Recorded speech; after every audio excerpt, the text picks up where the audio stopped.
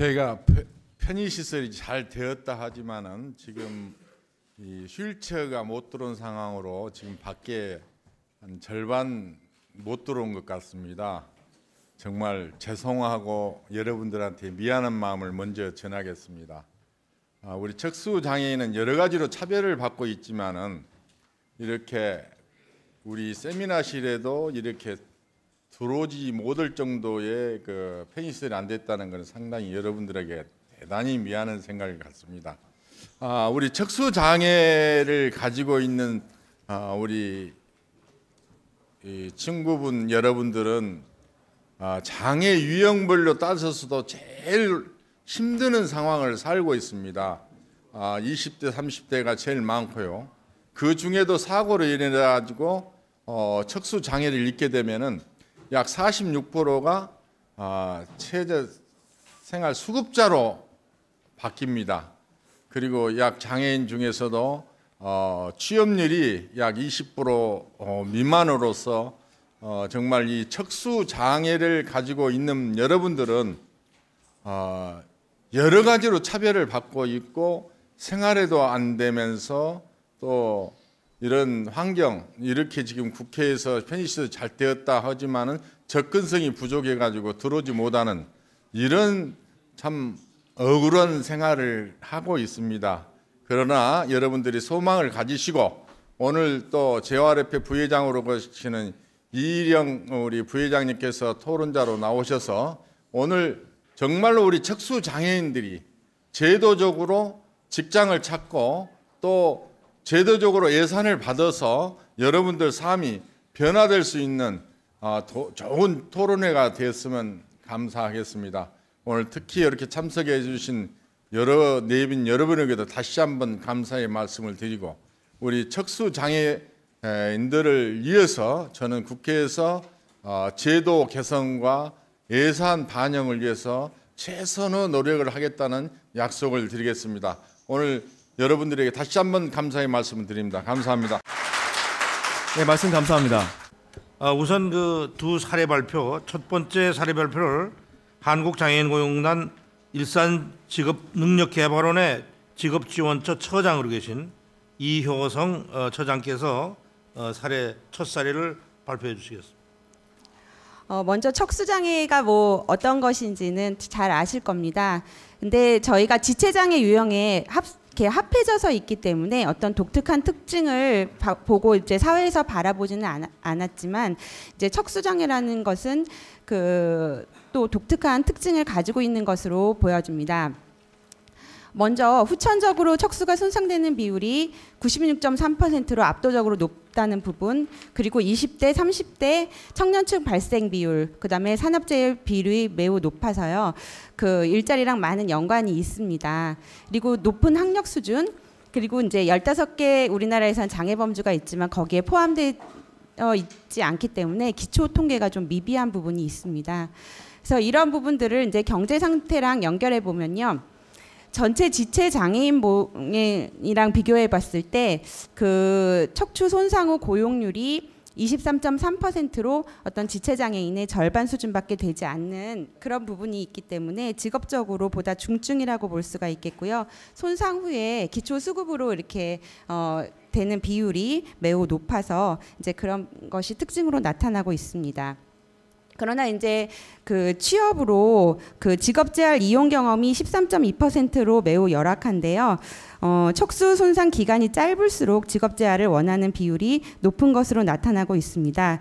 근데 이렇게 직업재활 서비스를 이용하지 못하는 이유로는 그 척수장애인을 위한 전문적인 재활 서비스 제공 기간이 부족하다라는 응답이 63.6%로 많이 나타나고 있는 실정입니다. 그렇다면 이제 20년 전에 이제 저희 그 장애인 공단이 생겨서 여러 가지 노력들을 했는데 척수장애인 관련해서 어떤 노력들을 했는지 조금 살펴봤는데요. 먼저 3가지 부분에 노력을 했습니다. 그래서 직업 영역 개발 부분, 직업 훈련 실시 부분, 이제 연구 보고서 발간 이런 노력들이 있었습니다. 그래서 각각을 좀 살펴보고 시사점을 알아보면요. 먼저 그 척수장애인 중심으로 저희가 그 콜 업무 그 2004년도에 정부 정부 부분 그 직업 개발 사례를 할 때 정보통신부 CS 센터를 중심으로 해서 이제 척수장애인이 들어간 사례가 있었는데요. 이분이 이제 입사를 하실 때 정보통신부에 여성 장애인용 화장실조차가 없었습니다. 그래서 이분을 받아들이면서 화장실을 만들고 이렇게 해서 전화 민원 응대 업무로 들어갔었는데요. 장애 특성상 이러한 업무를 수행하는 데는 아무런 문제가 없었습니다. 다만 원거리 출퇴근이라든지 이제 보조공학적 부분 이러한 것들이 나타났었는데 직무 수행 능력상에는 아무런 문제점이 없어서 이렇게 채용이 되신 경우였고요. 그 취업 후 16분이 이제 훈련 후에 다 취업이 되셨는데 주로 이제 세 군데로 크게 나눌 수가 있겠습니다. 먼저 첫 번째로는 자회사형 표준 사업장이라고 해서 대기업이 이제 그 장애인 전문 회사를 세워가지고 거기에 시설을 갖추어 놓고 장애인을 뽑는 경우인데요. 포스위드라고 해서 포스코에서 운영하는 자회사형 표준 사업장 부분에 진출하셨고요. 그다음에 또 장애인 표준 사업장인 주식회사 박스뱅크 평안에 진출을 하셨고, 그다음에 재택근무 등의 취업을 하신 사례가 있습니다. 주요 직종으로는 사무직, 콜센터 상담원, 웹디자이너, 사무보조원, 행사 이벤트 기획자, 그리고 회계사무원, 편집 디자이너 등 다양했습니다. 그리고 아울러서 저희가 그 2011년까지 운영을 하다가 이 척수 특화과를 폐지를 했는데 그 이유는 좀 아이러니하게도 이렇게 지원자가 많이 없었다라는 사례가 있습니다. 그렇지만 그 이후에 저희가 갖고 있는 5개 직업능력개발원에 다 확대돼서 척수장애인은 시설을 다 갖추어져 있고 저희 프로그램이 있기 때문에 직업훈련을 실시하고 전액 국비로 하시기 때문에 어떤 비용상의 문제는 없습니다. 그래서 지금 보시는 사진은 작년에 일산 기금속공예과에 척수장애인 학생이 입학해서 기능경기대에 메달 따시고 취업한 사례이고요. 그다음에 NH 홈쇼핑 맞춤 훈련 후 재택근무로 취업한 사례 등등 각 5개 센터에서 훈련을 받고 계십니다. 그리고 이제 향후 확대되어야 될 척수장애인 적합직종을 연구를 통해서 이제 했었을 때 재활병원 동료 상담가, 방송 모니터링 요원, 편의시설 모니터링 요원, 작가, 영상처리 기술자, 방과후 교실 교사, 컴퓨터 프로그래머, 웹 전문가 등 다양한 직종이 되었는데요. 이러한 부분들의 적절한 훈련이 같이 병합이 되면 향후 프로젝트나 또 여러 가지들을 통해서 여러분들이 가실 수 있는 직업 영역이 확대될 것이라고 생각이 되고 거기에 대해서 이제 공단도 적극 노력을 하도록 하겠습니다.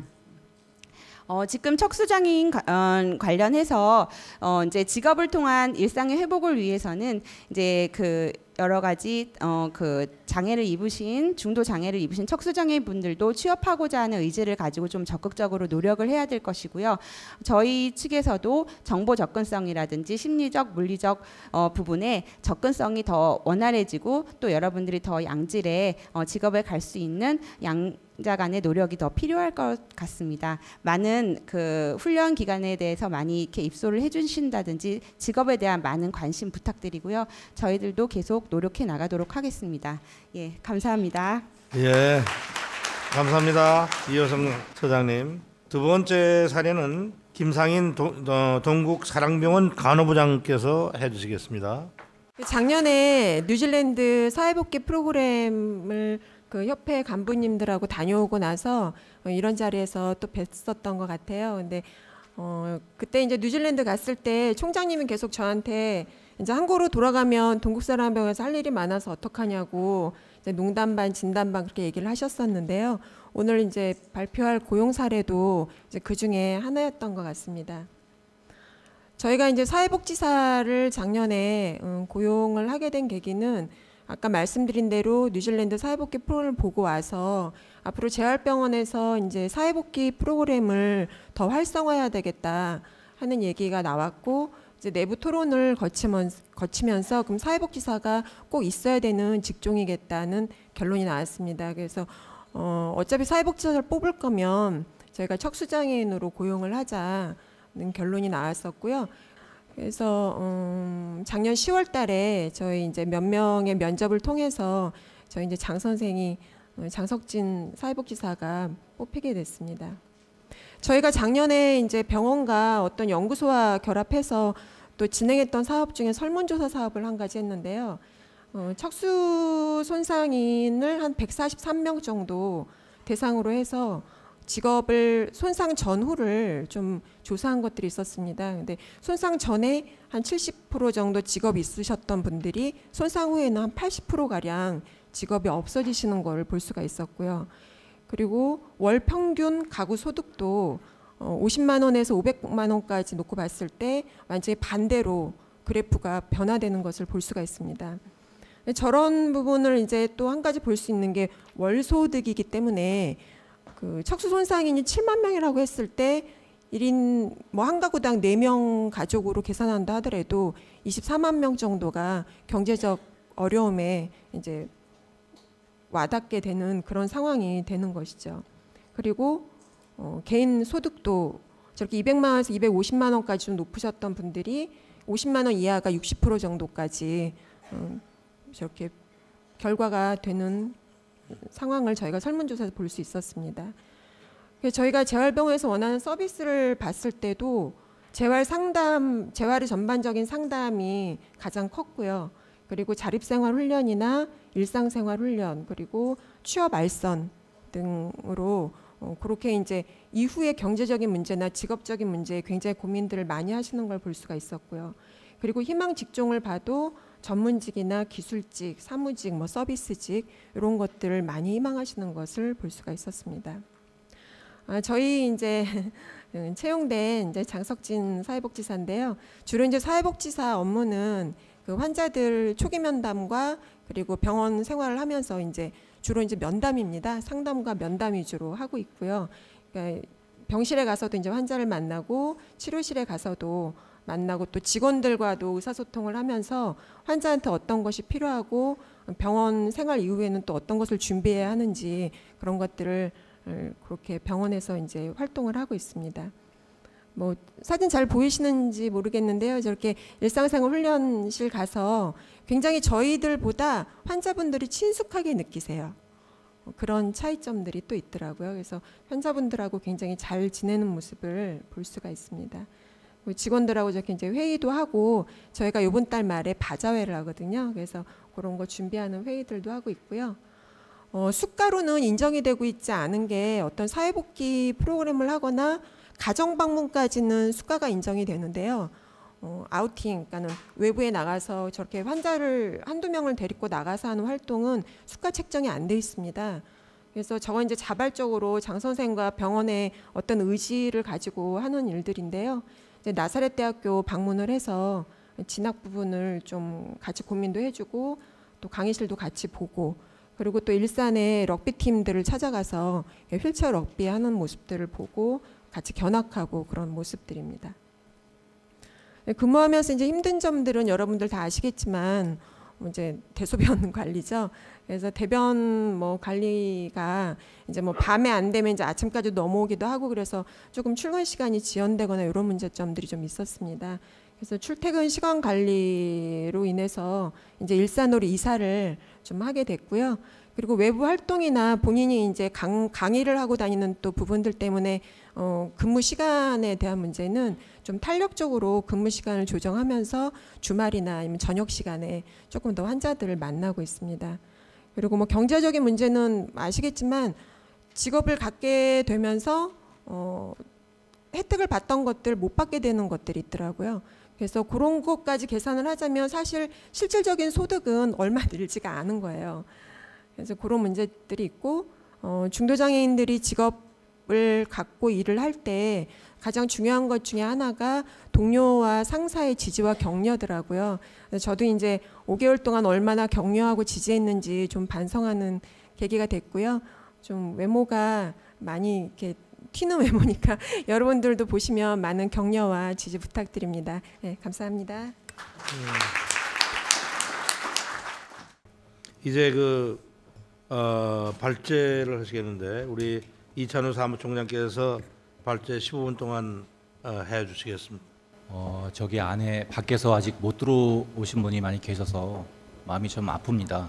다음에 할 때는 많은 분들이 더 참여할 수 있게 그렇게 하도록 하겠습니다. 그리고 세미나 때마다 늘 말씀드리지만 우리 척수장애인들은 그 욕창에 대해서 굉장히 조심을 해야 됩니다. 그래서 혹시 몸이 불편하시거나 그러신 분들은 자유롭게 좀 그 체위를 변경해 주셔도 될 것 같습니다. 제가 지금 발제를 할 텐데 제가 일상의 삶을 위한 촉수장애인 재활이라는 제목으로 발제를 할 예정입니다. 여러분들은 사회복귀라는 말이 그동안에 이제 그 중도장애인이 지역사회로 돌아오는 어떤 그런 것에 많이 그 사회복귀라는 말을 썼는데 그래서 뭔가 사회복귀라는 말이 굉장히 좀 경직되는 그런 느낌이 들고 약간 인위적이고 뭔가 좀 강제적이라는 어떤 그런 생각이 좀 들어서 제가 그 작년에 뉴질랜드를 다녀오면서 사회복귀라는 말을 좀 대체할 수 있는 말이 뭐가 있을까 고민하다가 제가 지금 중도장애인들 척수장애인 같은 경우는 사고 전에 어떤 일상 늘 해왔던 어떤 일상의 삶을 살아가는 게 뭔가 좀 그 효과적일 것 같은 생각이 들어서 저희가 2014년도부터는 이제 일상의 삶이라는 어떤 그런 그 키워드를 갖고 어떤 사회복귀를 할 예정입니다. 척추하고 척수는 완전히 다르죠. 척추는 이제 뼈고요. 척수는 척추뼈 안에 있는 신경, 중추신경을 얘기를 합니다. 이런 것들의 이해가 없어서 그 많은 분들이 막 척추장애 뭐 이렇게 말씀하시는데 그런 것들에는 혼돈이 없으면 좋겠다는 말씀드립니다. 그다음에 그 척수 손상의 원인은 뭐 그 당사자들은 잘 알지만 그 외상으로 인해서 막 낙상이라든가 교통사고, 그다음에 스포츠, 폭행 이런 식으로 됐고요. 이 통계표는 저희가 2011년도에 척수장애인협회에서 그 연구를 한 척수장애인 실태조사를 해서 나온 겁니다. 이 내용하고 뭐 의학계나 아니면은 그 다른 데서 말한 얘기하는 거 거의 흡사하기 때문에 이걸 예를 들었습니다. 최근 들어서는 뭐 척수 종양이라든가 어떤 질병으로서 많이 나오고 있고요.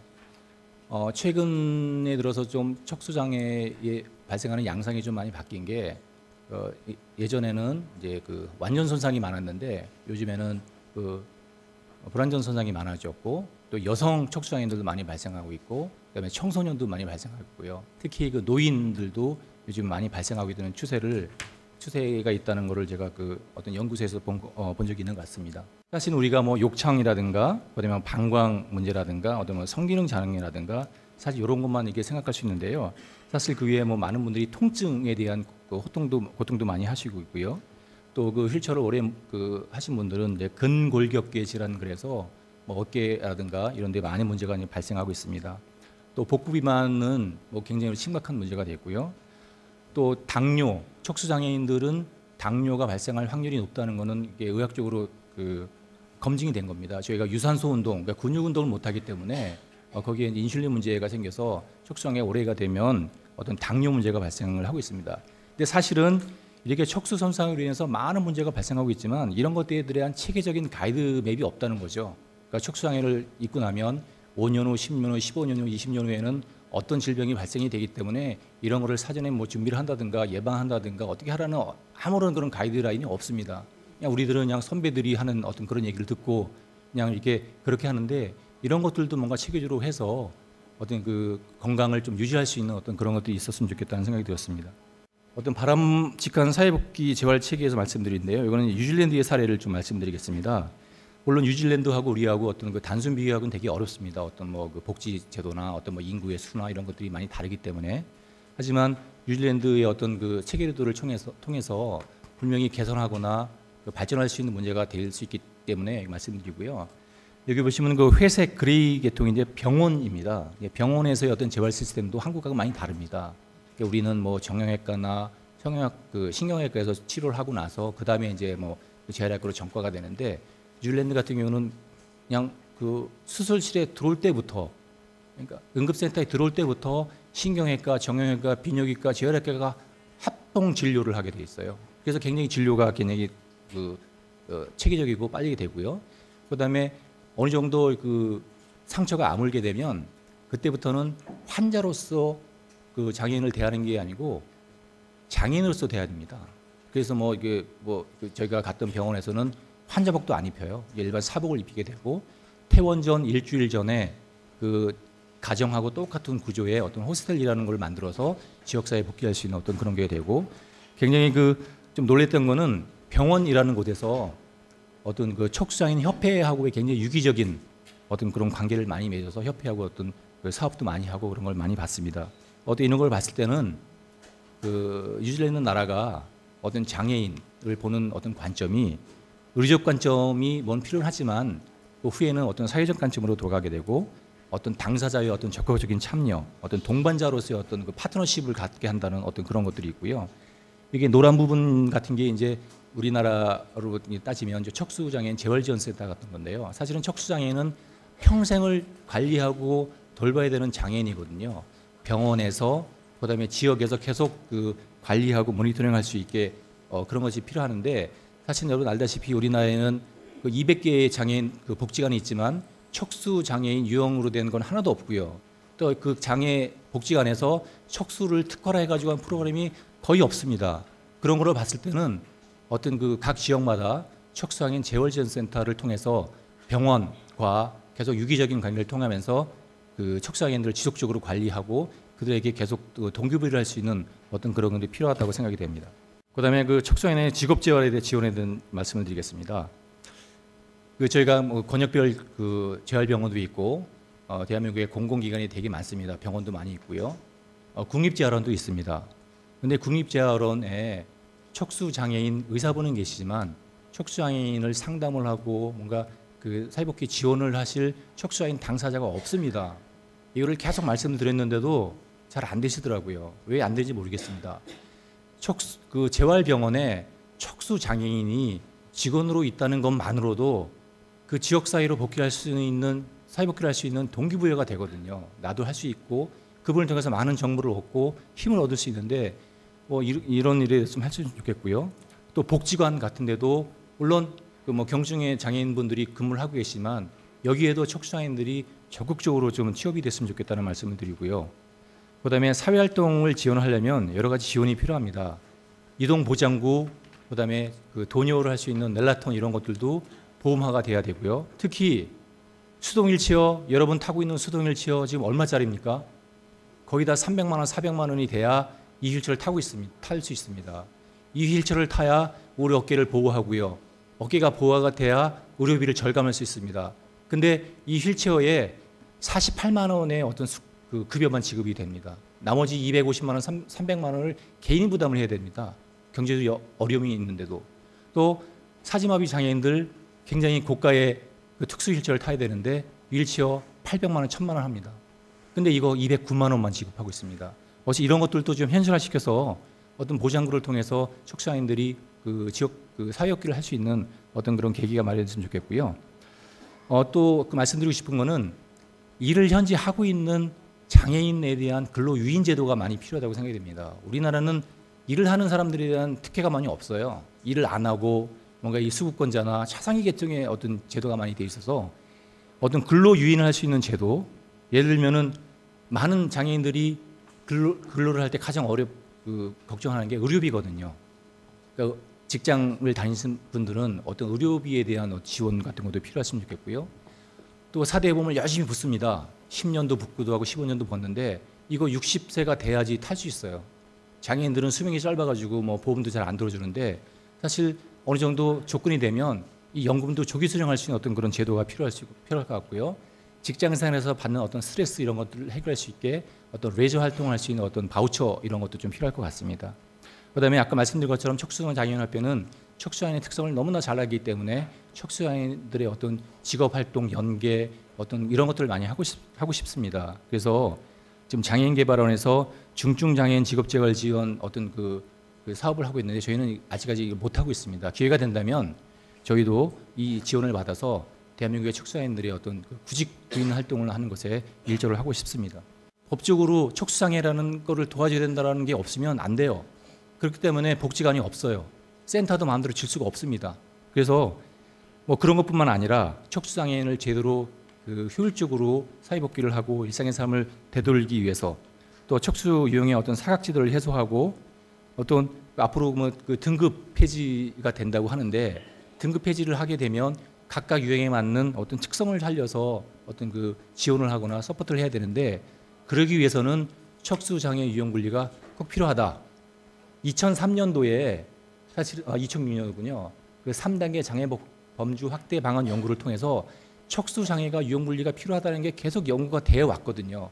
또 2012년도에 장애연금공단에서도 연구를 했고 그럼에도 불구하고 지금 이게 안 되고 있는데 기회가 되면 꼭 척수장애를 유형분리시켜서 그 유형분리된 것을 통해서 어떤 법적인 지지를 받아서 대한민국의 많은 척수장애인들이 당당하게 자기 삶을 살고 사고 전에 어떤 자기 일상의 삶을 되찾고 당당하게 세금을 내는 대한민국의 권리와 의무를 다하는 그런 장애인이 됐으면 하는 그런 생각입니다.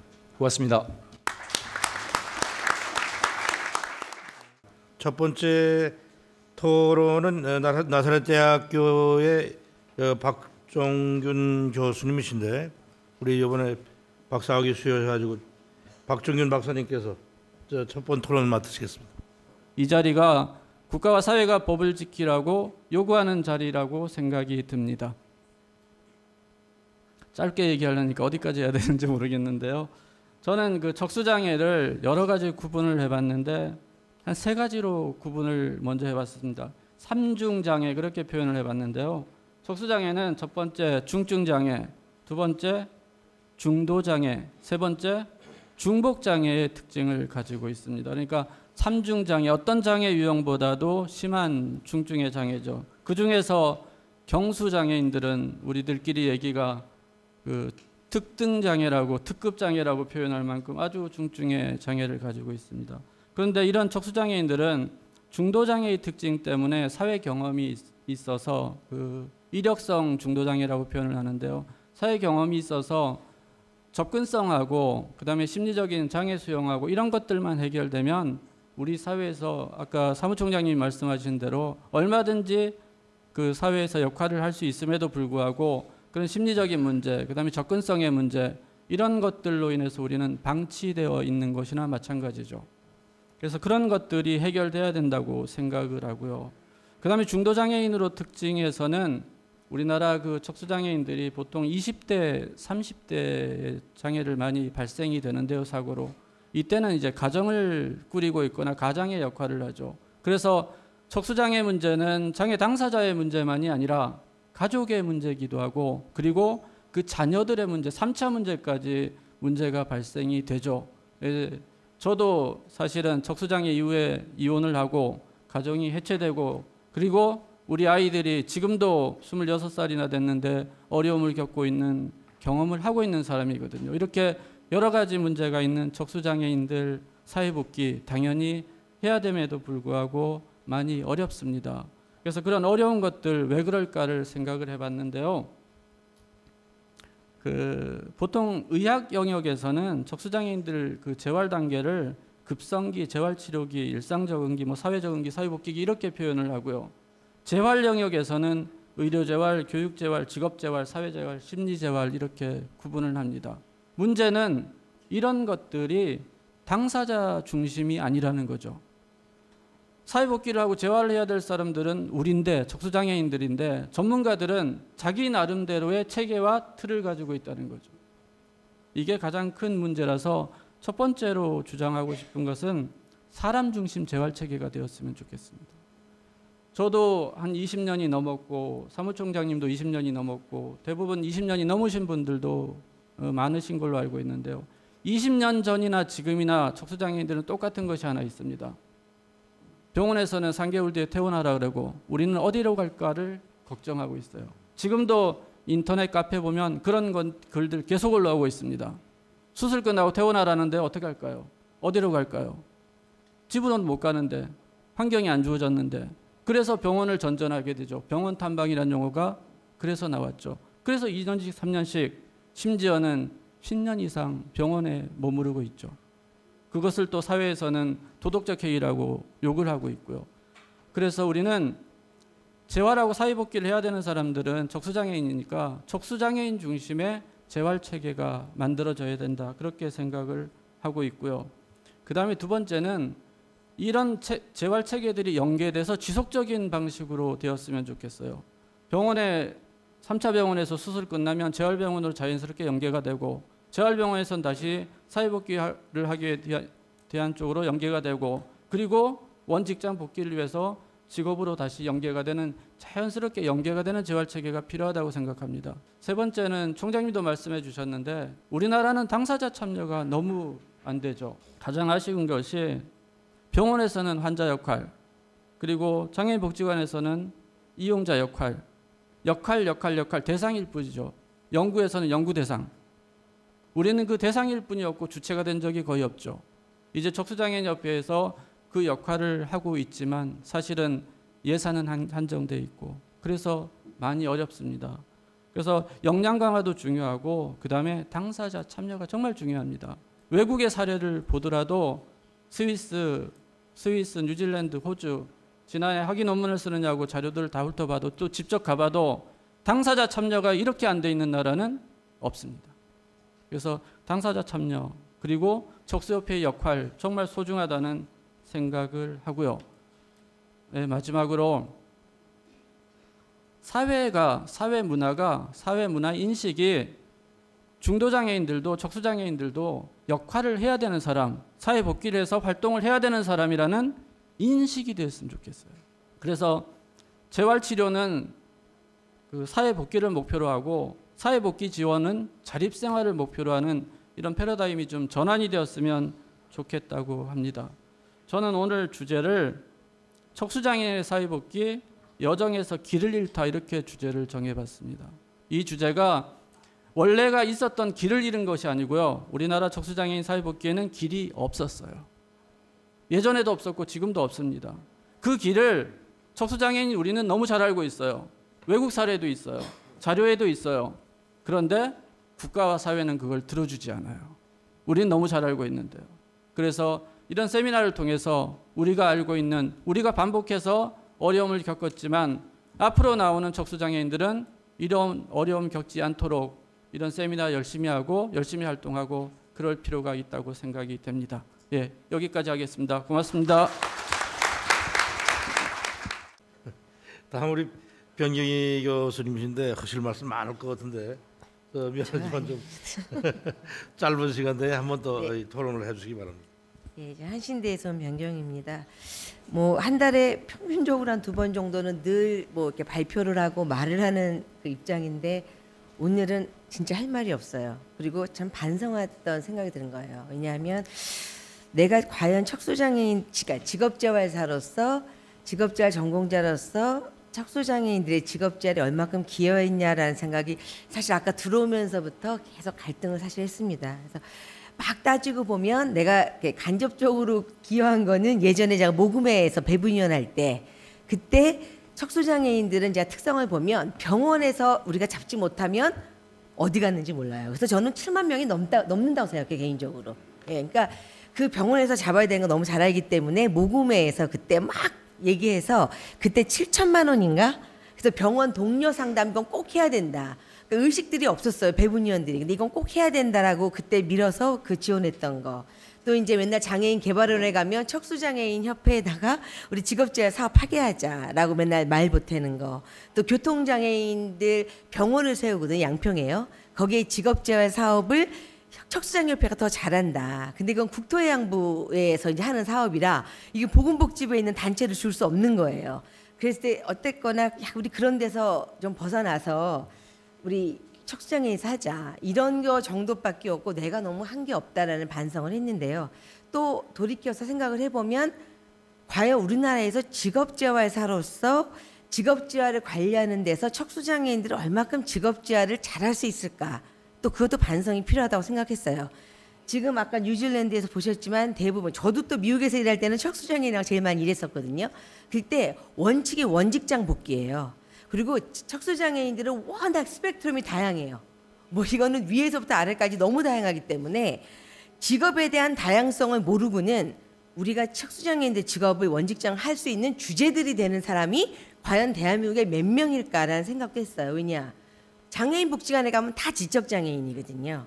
그래서 때로는 척수장애인들이 장애인 복지관 가면 자존감이 더 낮아지는 경우도 굉장히 많습니다. 예, 이제는 나는 몸에 장애가 있을 뿐인데 나를 마치 지적이나 발달장애인 다루듯이 하는구나 해서 오히려 자존감이 낮아지는 경우도 있고 또 직업재활 시설들도 대부분 지적이나 발달장애인이 많아요. 그래서 과연 우리가 얼마만큼 준비가 됐는가. 그래서 아까 뭐 우리가 몇 가지 봤지만 내가 만일 좀 척수장애인이 됐는데 내가 어쨌거나 지금 가르치는 입장을 하는 건데 넌 더 이상 가르칠 수 없으니까 너 바리스타 하고 싶니? 너 이런 뭐 금속공예 배우고 싶니? 그럼 나 같으면 그런 데 안 가고 싶을 것 같아요. 근데 우리나라 아직까지 직업재활 현장은 이렇게 뭔가 만들어 놓고 너 이 중에서 하나 해라라는 접근이거든요.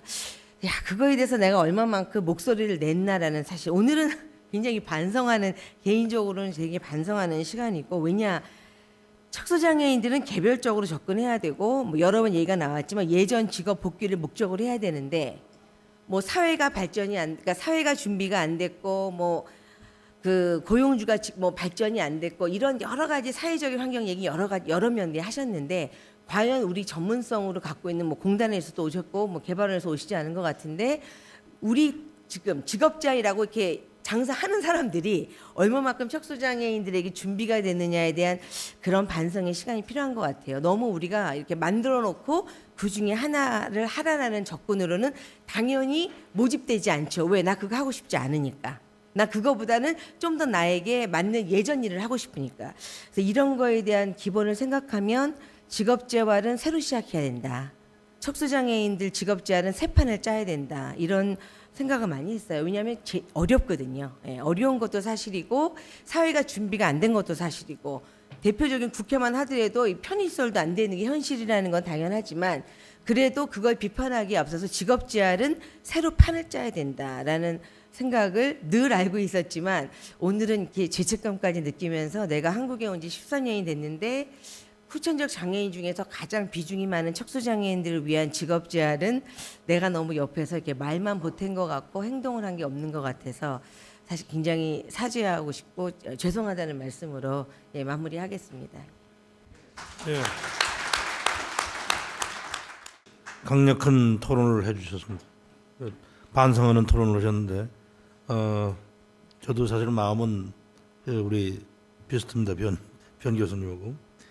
이제 두 분이 남았습니다. 두 분 토론이 남았는데, 두 분 모두 우리 정부를 대표해서 나오셨는데, 우선 그 첫 번째 토론은 보건복지부 장애인 권익 지원 과장으로 계시는 차미 과장께서 먼저 해주십시오. 우선 이렇게 그 척수장애인들을 많이 모이신 자리에 또 저를 토론자로 불러주셔서 감사합니다. 토론과 발제를 듣는 가운데에서 저도 변경희 교수님처럼 많은 반성도 했고, 또 지금 정부에서 많은 지원을 못 해준다는 그 발제자들이 토론의 내용이 그런 것 같아서 어깨를 많이 부담감을 느끼고 있습니다. 특히 이찬우 총장님 말씀하신 대로 척수장애인이 그 신체적, 심리적, 사회적으로 많은 어려움을 겪고 있고, 또 장애 특성상 사회복귀를 위해서 의료나 사회복지 서비스에 다양한 지원이 필요하다는데 굉장히 동의를 하고 있습니다. 이거를 단적으로 표현해 주는 것이 우리 그 박정균 교수님이 말씀하신 척수장애인을 3중으로 표현한다. 거기에 모든 내용이 함축적으로 들어있는 것 같습니다.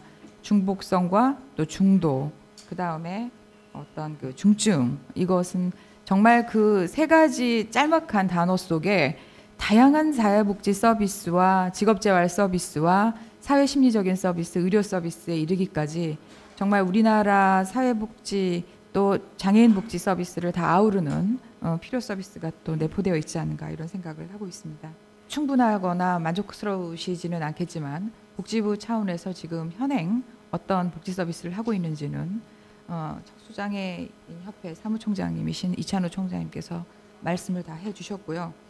다시 한번 간략히 말씀드리면, 아까 말씀드린 그런 중복이나 중도나 중증의 그 장애를 가지고 있고, 가족들의 문제, 그러니까 장애인 당사자 혼자만의 문제로 끝나는 것이 아니고 장애인 가족의 문제까지 모두 아우르는 문제, 그 다음에 이전까지 그 직업을 가지고 있고 고학력의 문제였기 때문에 그 장애 원인과 그거의 재활에 대한 어프로치도 맞춤형으로 달라야 된다는 문제, 또 동료 상담가의 문제는 또 자립생활센터에서 하는 거랑 좀 달라야 된다.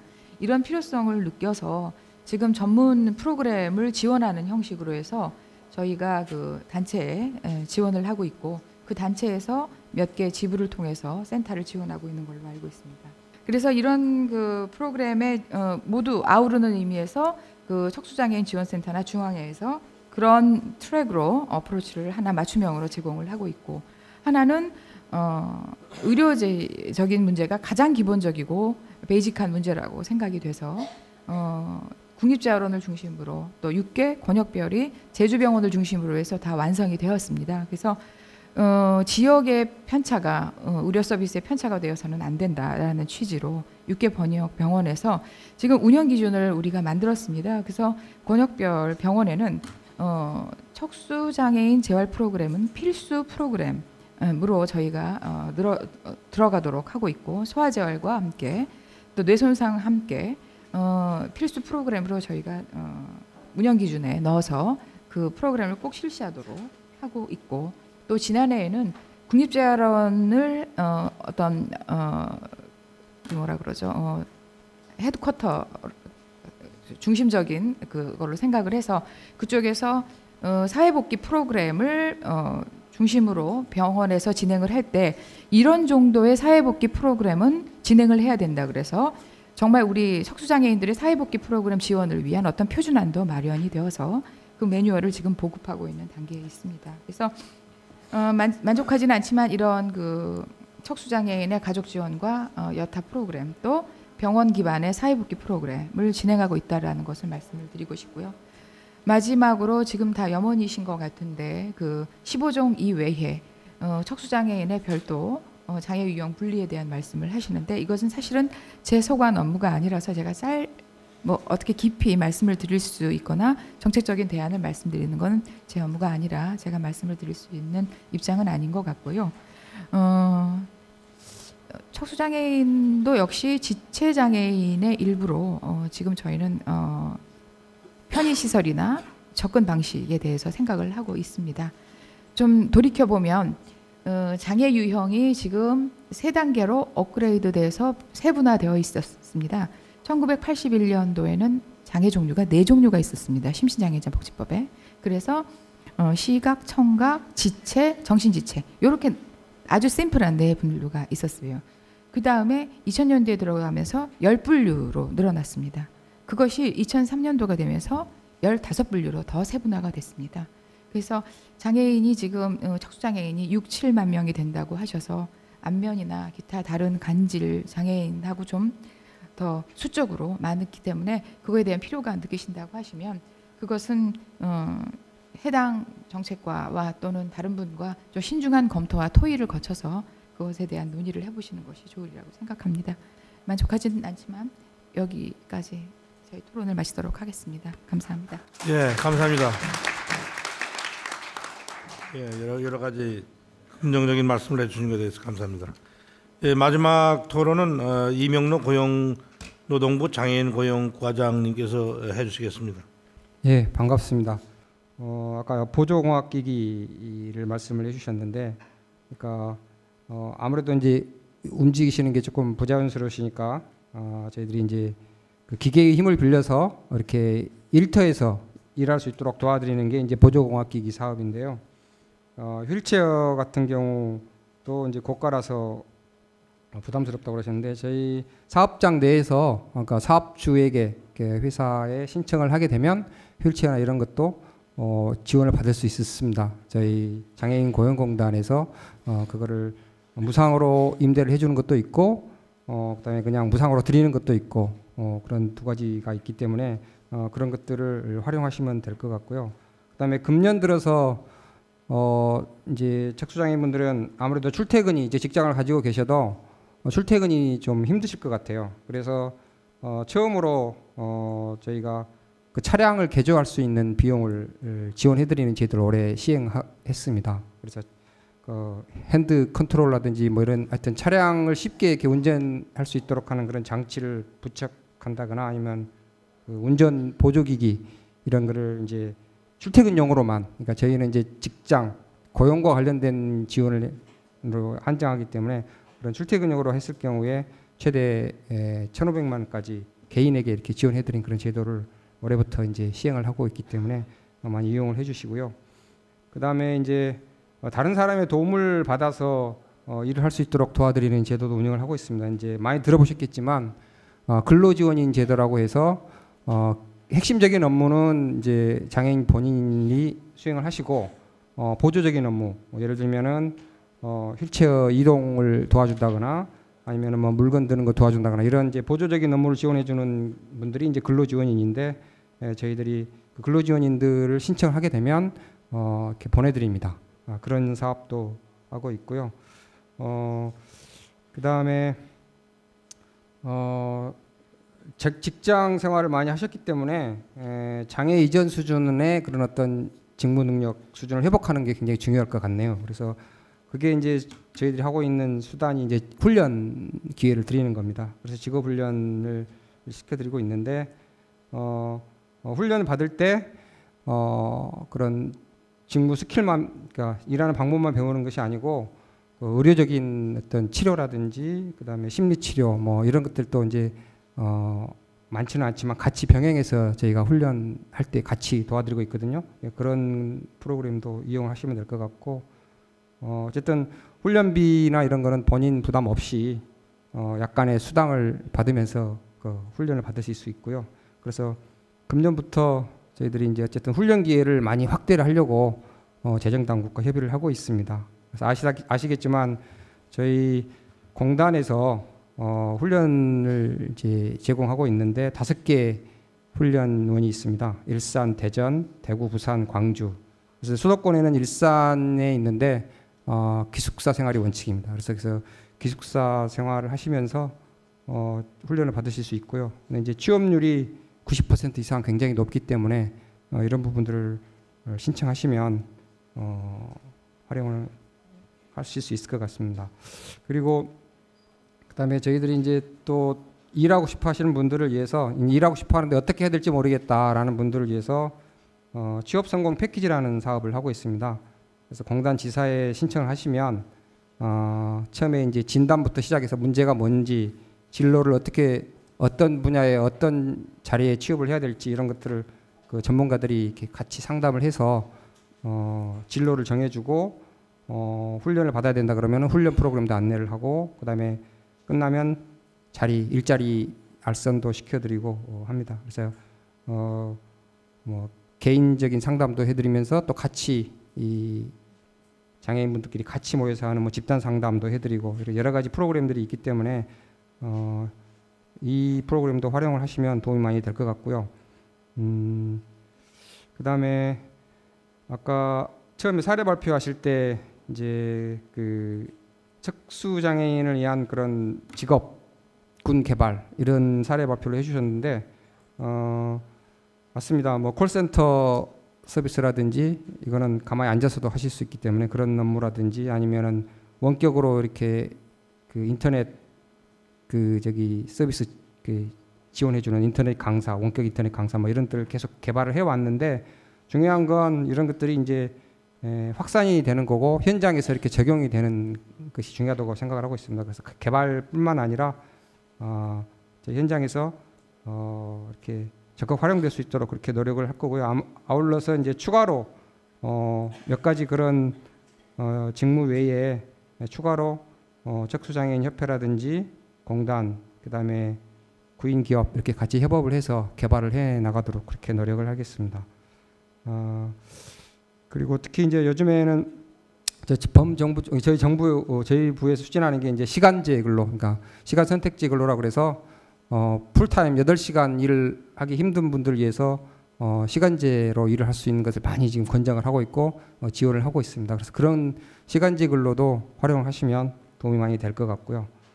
그다음에